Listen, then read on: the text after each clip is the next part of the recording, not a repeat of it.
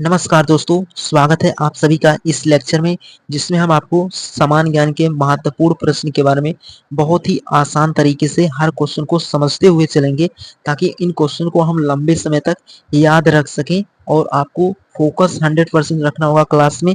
तब जाकर आप बेहतर तरीके से इन क्वेश्चन को समझ पाएंगे। सभी एग्जाम के पॉइंट ऑफ व्यू से इम्पोर्टेंट है। शुरू करते हैं पहले क्वेश्चन के साथ, क्योंकि आपको हर क्वेश्चन को फोकस से देखना होगा, तब आप लंबे समय तक इन क्वेश्चन को समझ पाएंगे। तो पहला क्वेश्चन क्या कहता है उसको आपको समझना होगा।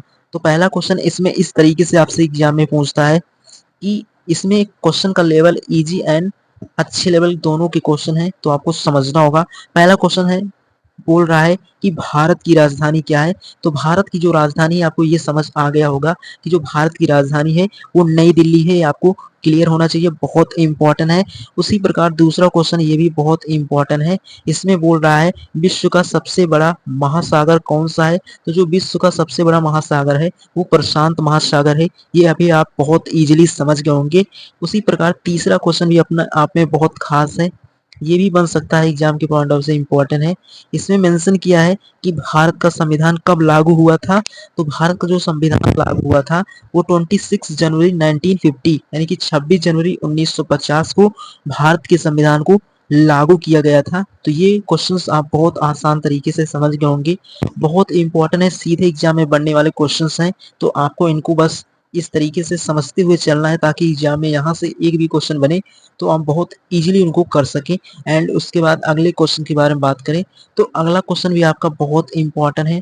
तो इसमें मेंशन किया है कि महात्मा गांधी जी का जन्म कहाँ हुआ था। तो महात्मा गांधी जी का जो जन्म हुआ था वो राज्य है आपका गुजरात, और गुजरात में कहाँ पर हुआ था तो पोरबंदर में हुआ था। ये आपको प्रॉपर समझना था, बहुत इंपॉर्टेंट है।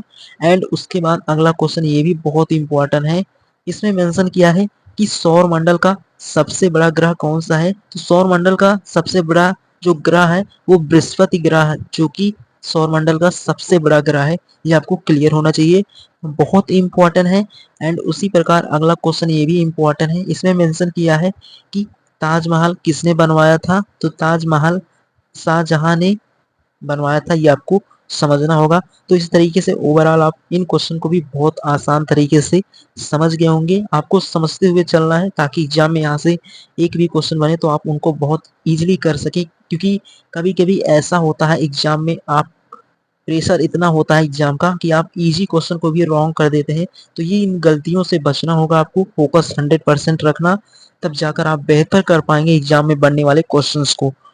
उसके बाद अगले क्वेश्चन के बारे में बात करते हैं। तो अगला क्वेश्चन भी ये भी बहुत इंपॉर्टेंट है। इसमें मेंशन किया है कि भारत का सबसे लंबी नदी कौन सी है। तो गंगा नदी जो है वो भारत की सबसे लंबी नदी है। ये आपको प्रॉपर समझ होना चाहिए। एंड उसी प्रकार आठवें क्वेश्चन के बारे में बात करें तो विश्व की सबसे ऊंची चोटी कौन सी है। तो माउंट एवरेस्ट, जो कि विश्व की सबसे ऊंची चोटी में आती है, ये आपको क्लियर होना चाहिए। एंड उसी प्रकार अगला क्वेश्चन ये भी बहुत इंपॉर्टेंट है। इसमें मेंशन किया है कि भारत की पहली महिला राष्ट्रपति कौन थी। तो प्रतिभा पाटिल जो थी वो आपकी पहली भारतीय महिला थी जो राष्ट्रपति बनी थी, वो प्रतिभा पाटिल है। ये आपको क्लियर होना चाहिए। तो उम्मीद करता हूँ आप इन क्वेश्चंस को बहुत आसान तरीके से समझ गए होंगे। अभी तक जितने भी क्वेश्चन आए हैं वो हर एक एग्जाम में बनने वाले क्वेश्चंस हैं और इसी तरीके से बनते हैं। आप जब प्रीवियस ईयर क्वेश्चन को देखेंगे, आप उनको जब रिवाइज करेंगे तो आपको प्रॉपर यहाँ से क्वेश्चन देखने को मिलेंगे। एंड उसके बाद अगले क्वेश्चन के बारे में बात करें तो अगला क्वेश्चन आता है क्रिकेट में एक सदी यानी कि क्रिकेट में अगर सेंचुरी कितने रन पर होती है। तो जो क्रिकेट होता है उसमें सेंचुरी आपका 100 रन पर होता है, ये आपको क्लियर होना चाहिए। एंड उसी प्रकार अगला क्वेश्चन ये भी बहुत इंपॉर्टेंट है। इसमें मेंशन किया है कि भारतीय स्वतंत्रता संग्राम में लाल किला झंडा किसने फहराया था। तो नेता जो है नेताजी सुभाष चंद्र बोस ने भारतीय स्वतंत्रता संग्राम में लाल किला झंडा फहराया था, ये आपको क्लियर होना चाहिए, बहुत इंपॉर्टेंट है। और ये तो और भी इंपॉर्टेंट है। ये जो 12th नंबर क्वेश्चन है इसमें मेंशन किया है कि जो विश्व संगठन यानी कि आपका जो विश्व स्वास्थ्य संगठन WHO का मुख्यालय कहाँ है। तो आपका स्विट्जरलैंड जिनेवा में है। ये आपको क्लियर होना चाहिए। ये भी क्वेश्चंस बहुत इंपॉर्टेंट है, सीधे एग्जाम में छपने वाले क्वेश्चंस हैं और हर एक एग्जाम के पॉइंट ऑफ व्यू से इंपॉर्टेंट है। आप किसी भी एग्जाम की तैयारी कर रहे हैं, बस अगर आपके एग्जाम में जीके के क्वेश्चंस बनते होंगे तो आपके एग्जाम के पॉइंट ऑफ व्यू से क्लास इंपॉर्टेंट है और बहुत इंपॉर्टेंट है, क्योंकि इस तरीके से ही क्वेश्चन आते हैं। आपको अगर सब कुछ समझ में आ रहा हो तो कमेंट बॉक्स में जरूर बताना। अगर आपको किसी भी क्वेश्चन में परेशानी हो तो आप कमेंट बॉक्स में मेंशन कर सकते हैं और अपने सभी फ्रेंड के साथ शेयर करना, ताकि वो भी अपनी तैयारी को और बेहतर कर सके, ताकि आने वाले एग्जाम को बहुत इजीली टारगेट कर सके। एंड उसके बाद अगले क्वेश्चन के बारे में बात करें तो अगला क्वेश्चन भी अपना बहुत इंपॉर्टेंट है। तो इसमें मेंशन किया है कि भारत के पहले प्रधानमंत्री कौन थे। तो जो भारत के पहले प्रधानमंत्री थे वो आपके जवाहरलाल नेहरू हैं, वो भारत के पहले प्रधानमंत्री हैं। ये आपको क्लियर होना चाहिए। तो इस तरीके से आप इस क्वेश्चन को भी बहुत आसान तरीके से समझ गए होंगे। एंड उसके बाद 14 नंबर क्वेश्चन, ये भी अपने आप में खास है। इसमें बोला है कि पृथ्वी यानी जो पृथ्वी है आपकी, पृथ्वी से सबसे नजदीक ग्रह कौन सा है। तो शुक्र ग्रह जो है वो पृथ्वी से सबसे नजदीक ग्रह है। एंड उसी प्रकार ये क्वेश्चन भी बहुत इंपॉर्टेंट है। इसमें मेंशन किया है कि भारत का राष्ट्रीय पक्षी कौन सा है। तो भारत का जो राष्ट्रीय पक्षी है वो आपका मोर है। ये भी आपको समझना था, बहुत इंपॉर्टेंट है। इन सभी क्वेश्चन को समझने के पॉइंट ऑफ व्यू से क्वेश्चंस बहुत इंपॉर्टेंट होते हैं। एंड इसके आगे वाले क्वेश्चन के बारे में बढ़ते हैं। तो उम्मीद करता हूँ आप इन टॉप 15 क्वेश्चन को यहाँ तक बहुत आसान तरीके से समझ गए होंगे। एंड उसके बाद अगला क्वेश्चन आता है आपका, उसके बाद ये क्वेश्चन भी आपका बहुत इंपॉर्टेंट है। इसमें मेंशन किया है कि कंप्यूटर का जनक किसे माना जाता है। तो जो कंप्यूटर के जनक हैं वो चार्ल्स बेबेज हैं। ये आपको प्रॉपर समझना था। एंड उसके बाद 17 नंबर क्वेश्चन है। इसमें मेंशन किया है कि भारत की सबसे लंबी सीमा किस देश से है। तो बांग्लादेश जो है भारत की सबसे लंबी सीमा है, वो बांग्लादेश है। एंड उसी प्रकार 18 नंबर क्वेश्चन जो कि अपने आप में खास है। इसमें मेंशन किया है कि तीसरे विश्व युद्ध में कौन से, यानी कि जो तीसरा विश्व युद्ध हुआ था कौन लड़े थे उसमें। तो अभी तक कोई तीसरा विश्व युद्ध नहीं हुआ है। ये आपको क्लियर होना चाहिए, बहुत इंपॉर्टेंट है, सीधा एग्जाम में बनने वाले क्वेश्चन है। एग्जामिनर कुछ क्वेश्चन को इजी होते हैं लेकिन उनको उनकी लैंग्वेज को घुमाकर पूछता है, तो आपको प्रॉपर क्वेश्चन को समझते हुए करना है ताकि आप इजी क्वेश्चन को रॉन्ग ना करें। तो उसके बाद अगले क्वेश्चन के बारे में बढ़ते हैं। अगला क्वेश्चन क्या है वो भी बहुत इंपॉर्टेंट है। उसके बाद 19 नंबर क्वेश्चन के बारे में बात करें तो इसमें मेंशन किया है कि विश्व में सबसे अधिक जनसंख्या वाला देश कौन सा है। तो चीन जो है विश्व में सबसे अधिक जनसंख्या वाला देश है। एंड उसके बाद 20 नंबर क्वेश्चन के बारे में बात करें कि भारत का राष्ट्रीय खेल क्या है। तो भारत का जो राष्ट्रीय खेल है वो आपका हॉकी है। उसके बाद इस तरीके से आप 20 क्वेश्चन को यहाँ तक बहुत आसान तरीके से समझ गए होंगे, बहुत इंपॉर्टेंट क्वेश्चंस हैं। उसके बाद 21 के बारे में बात करें तो ये भी क्वेश्चन अपने आप में खास क्वेश्चन है। इसमें मेंशन किया है कि भारत के सर्वोच्च न्यायालय का मुख्यालय कहाँ है। तो नई दिल्ली में है, ये आपको समझना है। तो इस तरीके से आप ये भी क्वेश्चन बहुत इजीली समझ गए होंगे और बहुत इंपॉर्टेंट है। तो इस तरीके से आप इन क्वेश्चन को भी बहुत इजीली समझ गए होंगे।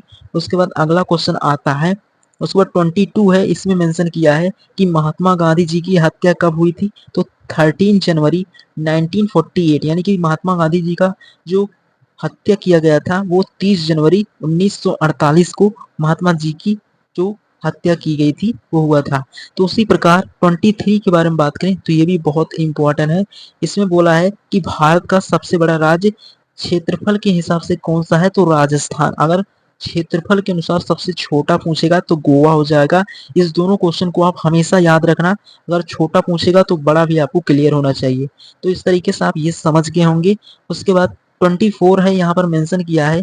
ये भी क्वेश्चन अपने आप में बहुत रिपीटेड क्वेश्चन है, क्योंकि इस तरीके से क्वेश्चंस को जरूर पूछते हैं एग्जामिनर कि गांधी जी ने दांडी मार्च कब किया था। तो 1930 यानी कि 1930 को गांधी जी ने दांडी मार्च किया था। ये आपको क्लियर होना चाहिए। तो उम्मीद करता हूँ अभी तक 24 क्वेश्चन आप बहुत इजीली 100% फोकस के साथ समझ गए होंगे। अगर आपका फोकस सामने रहेगा तो ऐसा हो ही नहीं सकता कि आप क्वेश्चंस को ना समझ सकें। इसलिए आप फोकस हमेशा 100% रखना, तो क्वेश्चन को बेहतर तरीके से आप समझ पाएंगे। एंड उसके बाद अगले क्वेश्चन के बारे में बात करें तो अगला क्वेश्चन भी अपने आप में खास क्वेश्चन है। इसमें मेंशन किया है कि शतरंज खेल की उत्पत्ति किस देश में हुई थी? तो भारत देश में शतरंज खेल की उत्पत्ति हुई थी। ये आपको प्रॉपर समझना था। एंड उसके बाद तो 26 के बारे में बात करें, जो आणविक ऊर्जा का उपयोग किसमें होता है? तो बिजली उत्पादन और चिकित्सा में आणविक ऊर्जा का उपयोग किया जाता है। ये भी क्वेश्चन अपने आप में खास था। एंड उसके बाद 27 नंबर क्वेश्चन, ये भी अपने आप में इम्पोर्टेंट है। तो यहाँ पर मेंशन किया है कि विश्व का सबसे बड़ा रेगिस्तान कौन सा है? तो विश्व का जो सबसे बड़ा रेगिस्तान है वो आपका सहारा रेगिस्तान, जो कि विश्व का सबसे बड़ा रेगिस्तान है। ये आपको समझना था। तो उम्मीद करता हूँ आप 27 क्वेश्चन तक बहुत इजीली समझ गए होंगे। बहुत इंपॉर्टेंट क्लास है। एंड उसके बाद अगले क्वेश्चन के बारे में बात करें तो अगला क्वेश्चन भी अपने आप में खास है। तो अगला 28 के बारे में बात करें तो इसमें मेंशन किया है कि भारत की सबसे ऊंची जलप्रपात कौन सा है? तो जो जलप्रपात है वो मेघालय राज्य में है। उसका नाम क्या है? तो जो उसका नाम है वो नोकलिकाई जो है वो भारत की सबसे ऊंची जलप्रपात है। वो है आपका नोकलिकाई, मेघालय राज्य में है। ये आपको क्लियर होना चाहिए। उसी प्रकार 29 के बारे में बात करें, ये भी अपने आप में खास है। इसमें मेंशन किया है कि इंटरनेट का आविष्कार किसने किया था? तो विटन सर्फ और रॉबर्ट कान ने इंटरनेट का आविष्कार किया था। ये आपको क्लियर होना चाहिए। एंड उसके बाद 13 नंबर क्वेश्चन के बारे में बात करें तो इसमें बहुत इंपॉर्टेंट क्वेश्चन है कि भारतीय संविधान में कुल कितने अनुच्छेद हैं? तो भारतीय संविधान में 448 अब तक संशोधित हैं। ये आपके भारतीय संविधान में कुल अनुच्छेद 448 अब तक संशोधित हैं। ये आपको क्लियर होना चाहिए। तो उम्मीद करता हूँ आप इस तरीके से इन क्वेश्चन को समझ गए होंगे। तो ये हैं इंपॉर्टेंट क्वेश्चन, आपको इनके बारे में समझ होना चाहिए। तो उम्मीद करता हूँ इन क्वेश्चन को अगर आपका फोकस सामने रहा होगा तो बहुत बेहतर तरीके से समझ गए होंगे। और बहुत इंपॉर्टेंट है एग्जाम के परस्पेक्टिव से। आप किसी भी एग्जाम को देखेंगे, चाहे वो कोई भी एग्जाम ले लेंगे आप, तो उन सभी एग्जाम के पॉइंट ऑफ से क्लास इंपॉर्टेंट था, क्योंकि इसमें क्वेश्चंस हर तरीके से जीएस और जीके के मिक्स क्वेश्चंस हैं। आप बहुत इजीली समझ गए होंगे। तो उम्मीद करता हूँ इस क्लास को आप यहाँ तक बहुत आसान तरीके से समझ गए होंगे। अब मिलेंगे नेक्स्ट लेक्चर में, जहाँ पर इसके आगे एक नए टॉपिक के बारे में आपको बहुत आसान तरीके से एक्सप्लेन करेंगे। इन क्वेश्चन का आप रिवीजन करना। मिलेंगे नेक्स्ट लेक्चर में और नेक्स्ट टॉपिक के बारे में आपको बहुत ईजिली एक्सप्लेन करेंगे। इनका रिवीजन जरूर